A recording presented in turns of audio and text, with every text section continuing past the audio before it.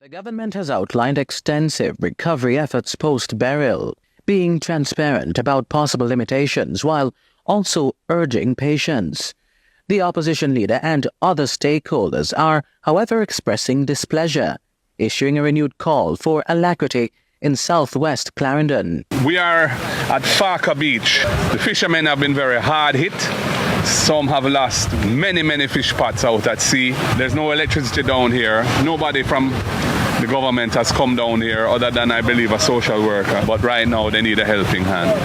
Business owners in the Clarendon community are also unsettled. Keisha manages Bongo's seafood restaurant. Not even one water truck, they not even send down here for give people them little water. Yesterday me say water, one little bit of water coming in the line. And by the time if we go there, no water. Yeah, so my woman they now no man live with that, they have to go catch water for them. Mosquitoes have also become a community concern. Right now me have one stove in a shop. Put wood in it and I've tried to run the mosquito for the people. Everybody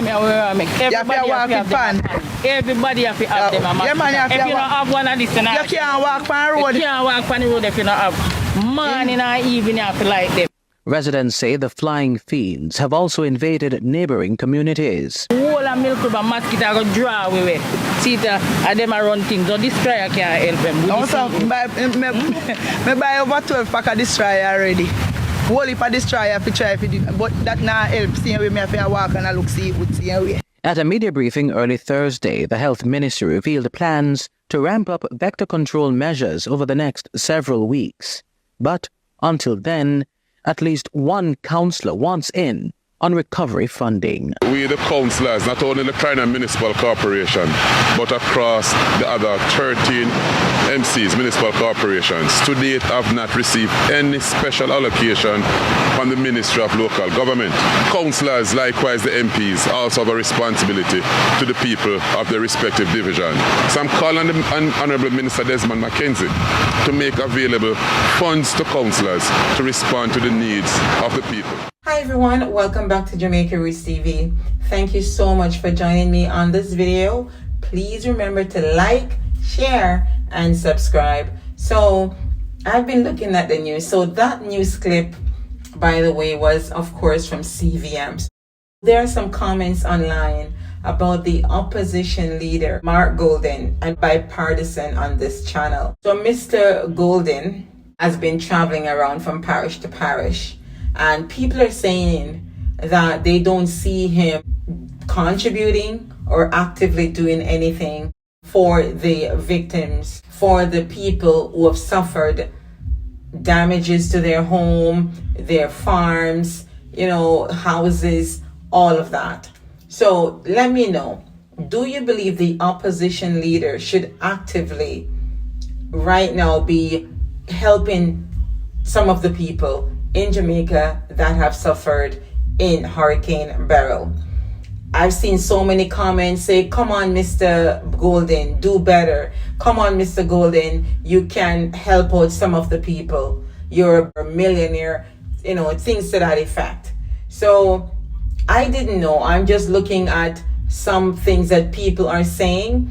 And one of the comments that jumped out at me is that the leader of the opposition at the time of Gilbert, that is 1988, Michael Manley, he sent supplies, food to the 14 parishes of Jamaica. So you let me know if you think this is truthful or not.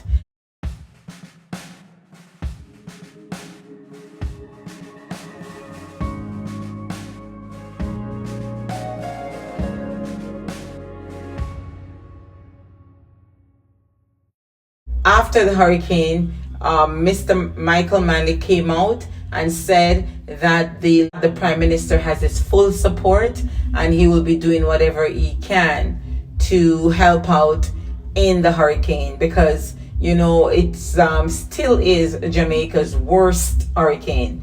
And at the time, we didn't know it, but at the time, we were living in history. 49 people died in Gilbert, and we're so lucky that in Jamaica, I think it was just a couple people that passed away in Beryl, right? So we are so thankful that no other lives were taken, because it could have been worse.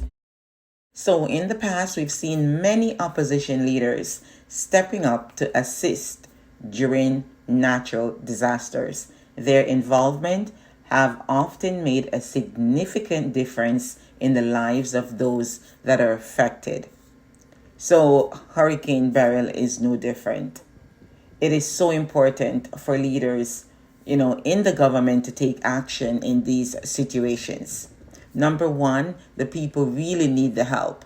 And number two, they, of course, will appreciate and remember that you actively participated in giving them support they needed at the time when they needed the most. They'll never forget. So leaders play a critical role in inspiring and mobilizing communities. When an opposition leader steps in to help, it shows solidarity, both parties and with the government, and a commitment to the welfare of the people in general. So this is beyond political boundaries. While it's important for the government to lead the official response, do you think there's any reason why Mr. Golden can't actively contribute directly? Previous opposition leaders have set a precedent for this kind of involvement. They need all the help they can get. You see all the things that they're faced with after a hurricane. You have no homes, or your home is in badly need of repairs, and also you're totally displaced. There's still people in shelters or still living with their family and friends. Their personal belongings were destroyed. Their bed, their clothing, shoes, everything gone, right? Their farming equipment, their farms are gone. Their livelihood is gone, right? So they need a lot of support at this time. I think it would mean a lot to the people if you show that, you're actively helping as an opposition leader. Let me know what you think in the comment section. So seeing leaders coming together in times of crisis gives hope and shows that they really care about the people, and it's not just about politics. These are the top items that Food for the Poor Jamaica needs: cash, building materials, bottled water, non-perishable food items, sheets, mattresses, baby formula, clothing, mattresses, especially the ones for shelters, and of course, mattresses for homes as well. If companies could step up and donate some mattresses, that would be nice. I see so many people without mattresses, or the mattress is completely destroyed. Furniture would be nice. If you have to go around and find out who needs this the most, if you're in a position to help. A lot of companies, they don't have the manpower to do this type of thing, so they donate directly to Food for the Poor. But a lot of people are not using heavy furniture anymore. So light pieces would be nice, where people can just set up a bed quickly and a table, to get them going. Baby formula, also diapers, that's a big one. That people would need day to day. Things to get them through until they're back on their feet. The basic things that you need. Few bakeries could step up as well and donate baked goods, because a lot of people are still not in their homes and they need food. They're not able to cook, some of them. Did you know that Jamaica was the first country assisted by Food for the Poor in 1982? And it is supported by 1,300 churches. So Food for the Poor is an international organization. It's not just located in Jamaica. See you on the next video. Take care of yourself and others.